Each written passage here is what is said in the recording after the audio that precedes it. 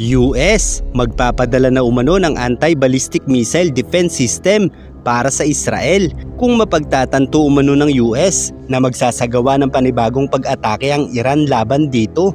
Pero gaano nga ba kalakas ang anti-ballistic missile system na ito? Bakit maituturing itong isa sa pinakamalakas at pinakamahusay na interceptor ng mga ballistic missile sa buong mundo?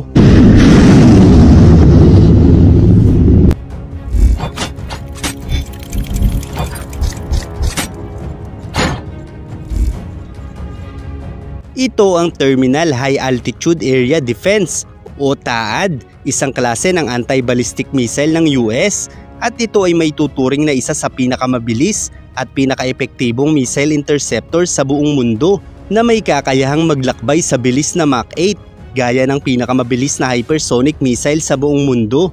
Gayunpaman ang THAAD ay nakatuon lamang sa pagpapabagsak ng mga ballistic missile na kinikilalang pinakamalakas na uri ng sandata na karaniwang ginagamit din sa pagdadala ng mga nuclear warheads na nagsisilbing nuclear weapons. Ang THAAD ay maituturing na mas malakas kumpara sa Iron Dome at David Sling ng Israel.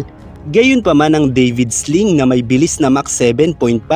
ay hindi nalalayo sa bilis ng THAAD missile system ng US na may bilis na Mach 8. Kaya naman kung magpapadala ang US ng THAAD missile system sa Israel ay magiging napakalaking bangungot nito para sa Iran dahil bukod sa Iron Dome at David Sling ay magkakaroon pa ang Israel ng THAAD missile defense system na may kakayahang pabagsakin ang anumang ballistic missile mula sa Iran.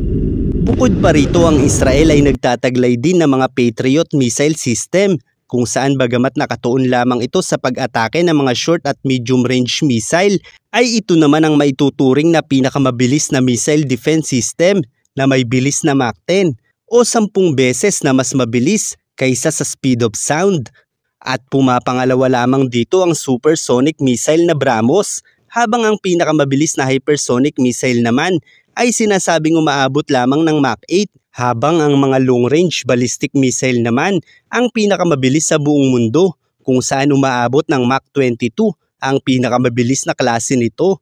Kaya naman kahit anong klase ng interceptor kung makikipaghabulan sa mga long-range ballistic missile ay tiyak na mapag-iiwanan lamang ito. Gayunpaman kung ang mga interceptor ay pasalubong sa pag-atake ng mga ballistic missiles ay magagawa pa rin nitong wasakin ng mga klase ng mga missiles na ito. Halimbawa, ang THAAD ng US ay may kakayahang ma-detect ng mas maaga ang mga ballistic missiles at sa pamamagitan nito ay nagagawa nitong matansya ang bilis nito sa isang tumpak na oras at lokasyon na magbibigay ng kakayahan sa THAAD missile na salubungin ito sa malayong distansya sa isang tumpak na oras gamit ang bilis at accuracy nito. At kung sakali man na ma-overwhelm ang THAAD dahil sa dami ng ilo-launch na missile ng Iran, ay magagawa namang maagapan ng mga Patriot missile ang tuluyang pagbagsak nito sa target. Bukod pa riyan, ang Iron Dome at David Sling ay may kakayahan ding pigilan ng mga missiles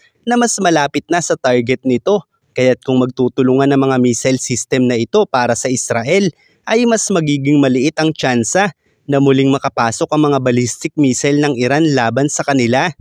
Kung matatandaan kasi natin sa nakaraang pag-atake ng Iran sa Israel, ay na-overwhelmed nito ang Iron Dome at David Sling ng Israel dahil bukod sa napakabilis nito ay napakarami din ito na nagpahirap sa pagtutulungan ng David Sling at Iron Dome sa pagpigil sa mga ito. Kaya naman sa pamamagitan ng THAAD missile system, kung sa mas malayong distansya pa lang ay mapipigilan na nito ang ilang ballistic missile ng Iran, ay mas magiging madali na lamang para sa Israel na pigilan ang anumang missile na makalulusot sa THAAD missile system ng US. Kaya naman kung totoo ang bali-balita na mayroon ng itinatagong nuclear weapon ng Iran at magpapakawala ito ng nuclear weapons laban sa Israel, ay magagawa itong pigilan ng US at sa pamamagitan nito ay magkakaroon na ng dahilan ng Israel upang gumanti ng nuklear na pag-atake laban sa Iran. Kaya't kung mapapansin natin ang pahayag ng US na magpapadala ito ng THAAD anti-ballistic missile defense system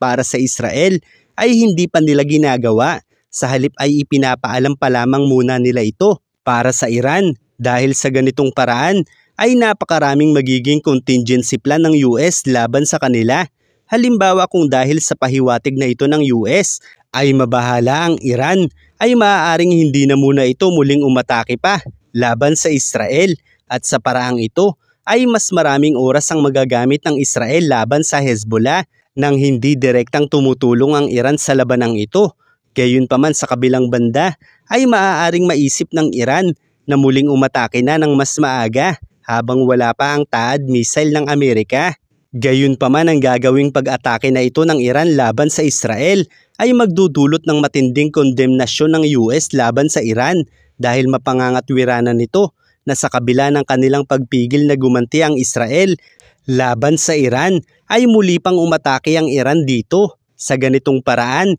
ay mauunawaan ng buong mundo ang laki ng panganib ng Iran sa kaguluhang ito na magbibigay ng katwiran sa Israel at kahit pa sa US na wasakin ang lahat ng puwersa ng Iran sa labanang ito. Gayunpaman ayon sa iba, ang Iran ay may kakayahan daw wasakin ang Israel sa isang tira. Subalit kahit pa ang pinakamalakas na nuclear weapons ngayon na nag-iigsit sa mundo ay hindi kayang wasakin ng Israel gamit lamang ang isang tira nito. Dahil ang pinakamalaking damage na maaaring malikha ng isang nuclear weapons ay umaabot lamang sa radius na 35 hanggang 50 kilometers, at bagamat hindi hamak na mas malakas ito sa atomic bomb noon na pinasabog ng US sa Hiroshima na umabot lamang ang radius ng pagsabog ng mahigit 1 kilometro, ay hindi pa rin mangangahulugang masisira ng anumang nuclear weapons ang Israel sa panahong ito. Gamit lamang ang isang piraso nito. Gayunpaman dahil nga ang pagsabog nito ay magdudulot ng mga nakalalasong kemikal dahil sa radiation at nuclear fallout nito ay maaaring maapektuhan ang malalapit na bayan sa radius na ito. Subalit bago pa lumala ang pinsalang ito ay tiyak na agad ding gaganti ng nuclear na pag-atake ang Israel sa Iran, at ang problema ng Iran ay mas maraming nuclear weapons ang Israel laban sa kanila at kadalasan ay hindi kayang i-intercept ng Iran ang mga nakaraang pag-atake nito sa mga base nila, kaya't magiging bangungot para sa Iran na gumamit ng nuclear weapons laban sa Israel kung mayroon man sila. Kaya't ang pahayag na ito ng US na bagamat plano pa lamang nila ang pagpapadala ng THAAD missile sa Israel ay nagagawa naman nitong bigyan ng mas mahabang oras ang Israel na labanan ng Hezbollah na hindi muling umaatake ang Iran laban sa kanila, at kahit pa ang kondemnasyon ng iba't ibang partido ng United Nations